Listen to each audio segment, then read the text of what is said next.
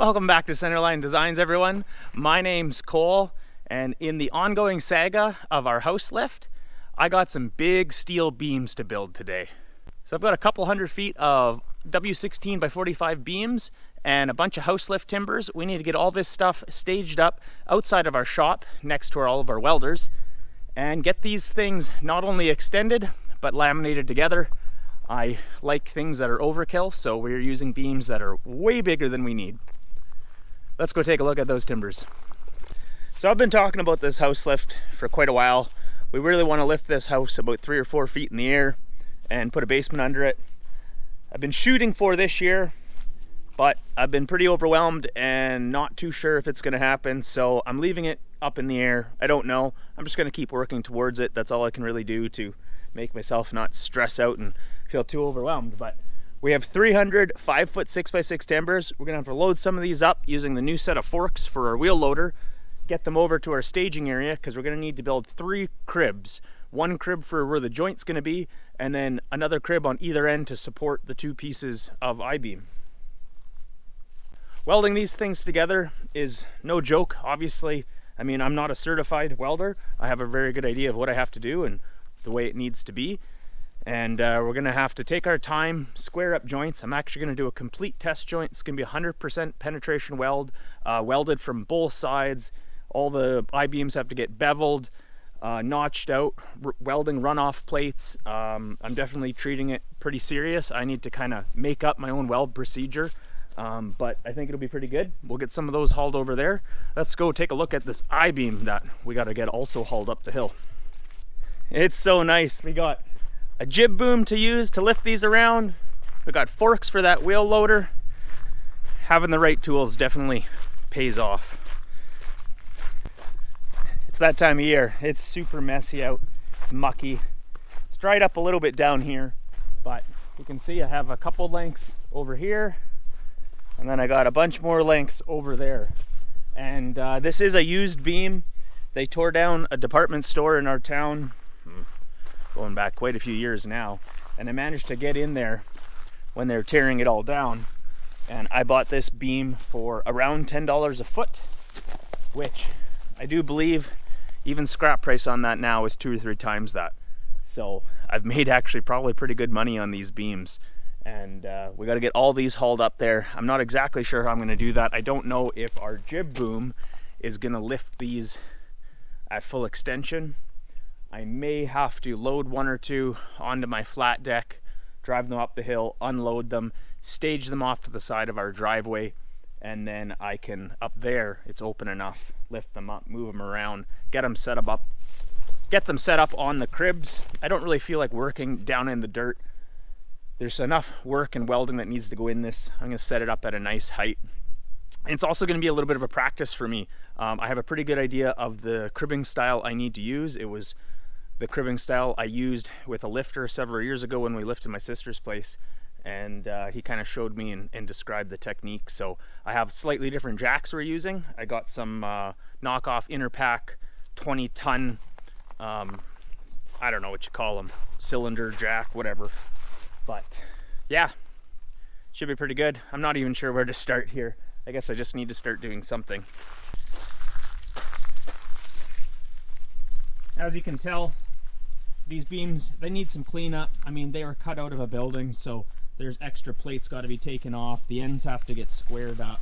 I need to find the straightest sections and then kind of cut up some of the not so straight sections. My leeway comes in that I'm using beams, and especially doubled up. I'm going to have essentially 4 42-foot beams, 2 and 2, under this house. And our house is not that heavy. Houses generally aren't as heavy as you think they are. There's a lot of open airspace in them. So I know my beams are way, way, way overkill, which is perfect for me. Gives me some leeway.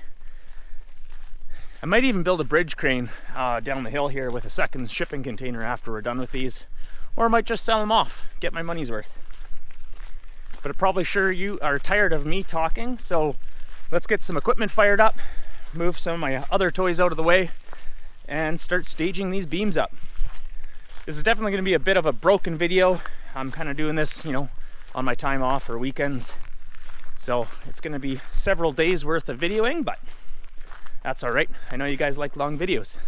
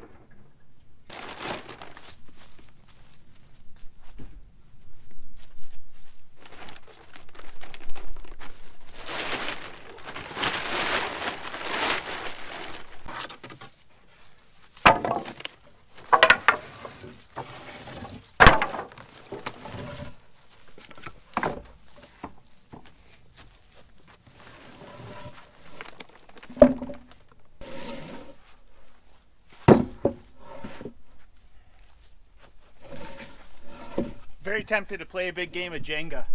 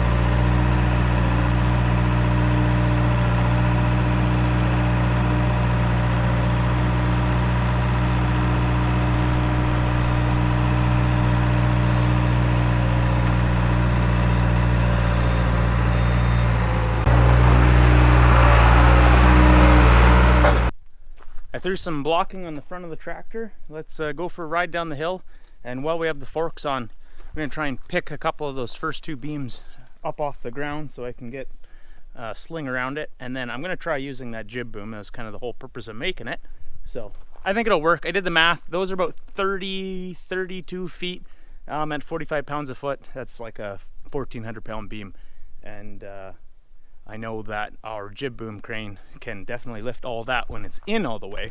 We'll see what it can do when it's extended a little bit. And then hopefully the beams on a bit of a diagonal hanging, I can carry them up here. I'd just rather not set them on the trailer and then have to pick them off. We'll see what we can do.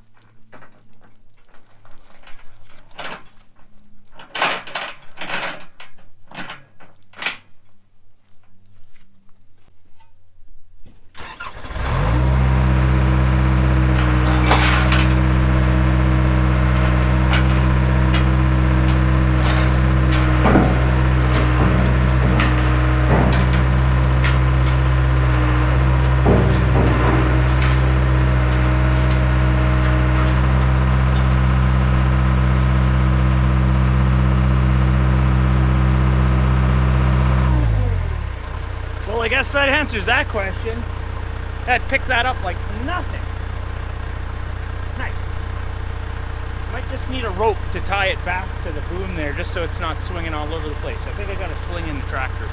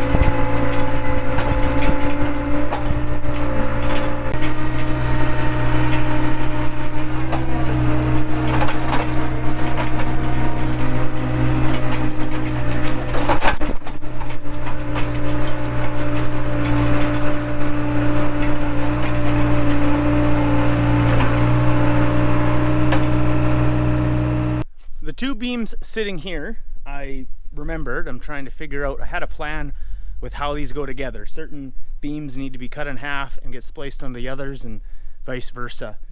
So these two here were the shorter ones at about 23 and 24 feet. So those ones are the beams that are getting cut in half. And the other ones are our 29 to 30 foot beams that are gonna get those splices put on them. So I don't actually want to take this one up the hill right now because it is a functional driveway, and I know if I leave I-beam laying around, I'm bound to hit it. Just last weekend, I clipped one of these with a front truck tire and ripped the sidewall open. Yeah, so I'm not doing that again. I need to drag out one of these 29 footers over here, get it over on some blocks, and we'll sling it up and take her up the hill.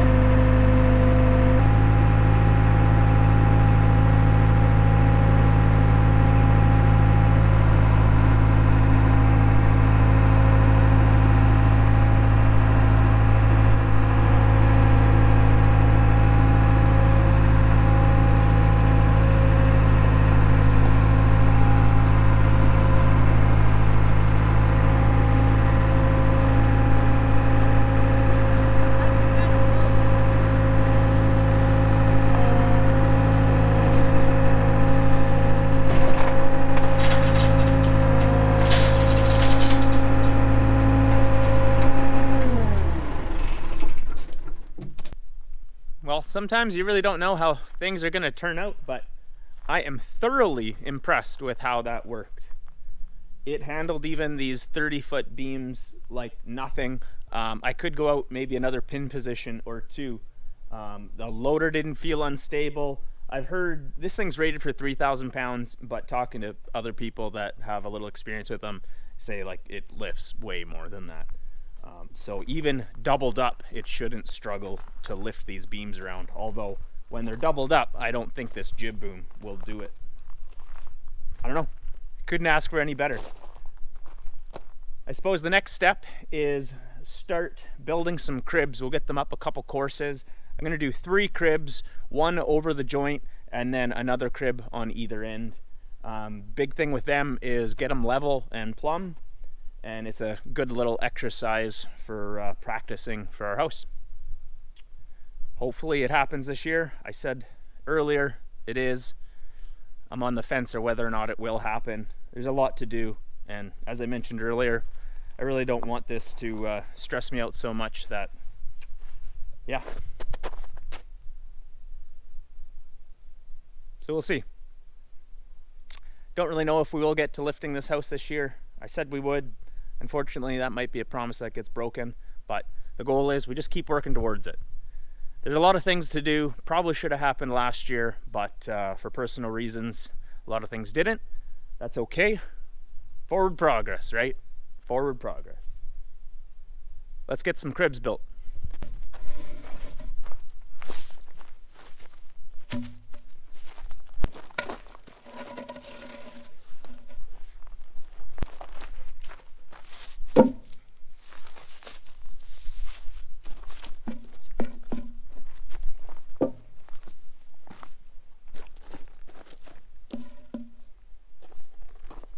When we're doing the actual cribs for the house, I will have prepped the ground nice and flat, and then you run timbers parallel to the beam first, a whole course all the way touching to get a nice solid base, 5 foot by 5 foot base of solid timber, and then we can start stacking on that. I'm not leveling out the ground here because it's just holding the beams and it's going to be more than enough, but we will shim it up and get it level.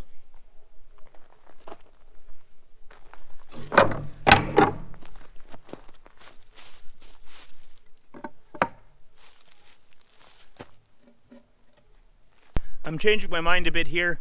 I'm not actually going to try and do the style of crib that I would do under the house. When you're actually cribbing and lifting heavy things, you never have voids, so you don't rest weight and have it to span a distance on the timber. It needs to be solid all the way through. So you stack timbers that the weight is always compressing wood the whole way and never a void. Where in this case, I'm going to be setting the beam on timbers and then there's going to be a void in the center. I know that I'm not lifting overly heavy things, but it's much different when you're lifting a house or things of real weight. I'm just going to do this because it's going to be a lot quicker to get the crib set up. But just so you know, when you're actually cribbing for weight, don't ever have voids.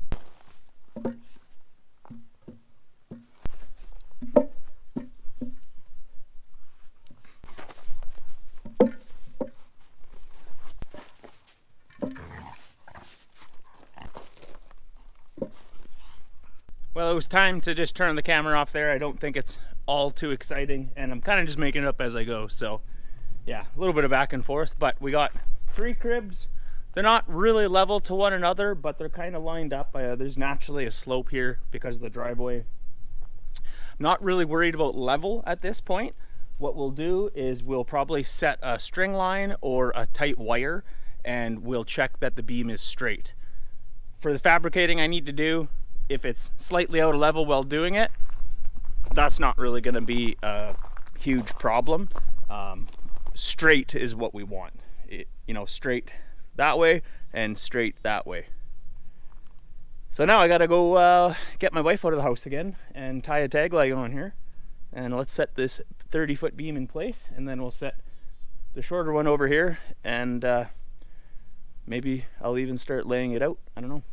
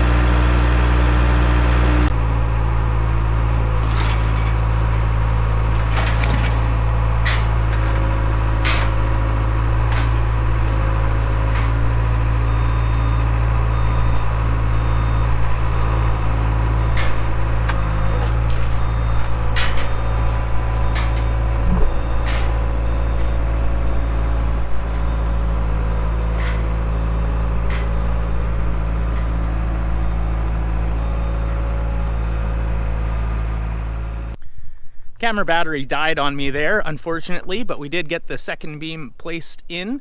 We're actually long after doing that videoing. I'm in the editing stage now, and I am going to break this into two parts. Sometimes you don't know when you're filming a job how much of that content you're going to use, and how long of a video it will create. And I think I just have enough here. It makes sense to split it.